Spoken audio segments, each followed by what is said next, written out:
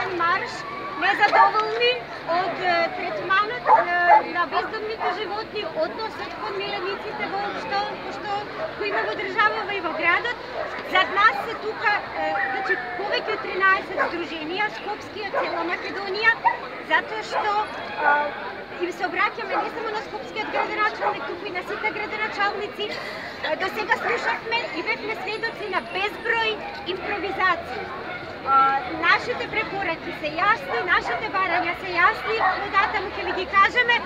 Значи, се останато што е кон тоа, кон нашите барања, сметаме дека е импровизација и нема да го прифатиме. До сега се тапкаше во место, се маргинализираше овој проблем. Бараме конкретни, даваме конкретни решенија, бараме да бидеме сослушани, да бидеме инволвирани во трајно решавање на проблемот со бездомната популација, затоа и конечно за секогаш да се реши. Значи трајно. Дали сте се сретнале досега со градоначалникот за решение на Скопје?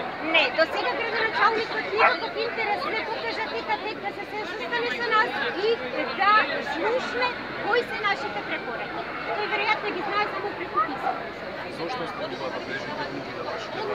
Јас сметам дека нема интерес, почнувам да мислам дека има некаков интерес во овој хаос, затоа што препораките се јасни, ние не измислуваме ништо, само пренесуваме практики светски кои што се веќе успешни секаде во светот. За 3 години најмалку може да се реши проблемот ако континуирано се работи на тоа.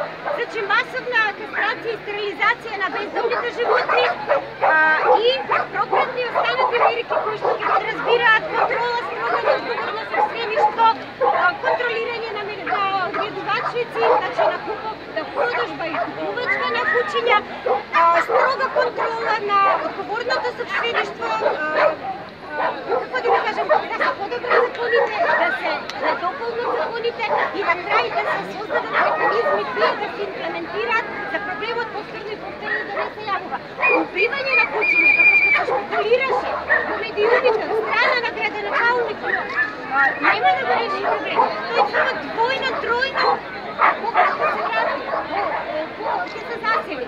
Затоа што ние во ситуација кога немаме затворено вентилот за нови кучиња, кога немаме никаква контрола на кој размножува, кој продава, кој остава кучиња на улица, ние со убивање само во континуитет непотребно ќе трошиме градски пари и пари на граѓаните, ќе се прифатиме за негуман метод, а постојано ќе ни доаѓа нова неконтролирана популација, невакцинирана, некастрирана на ослободените територии од каде што сме ги исчистиле кучињата и кучиња кои што сме ги еутаназирали.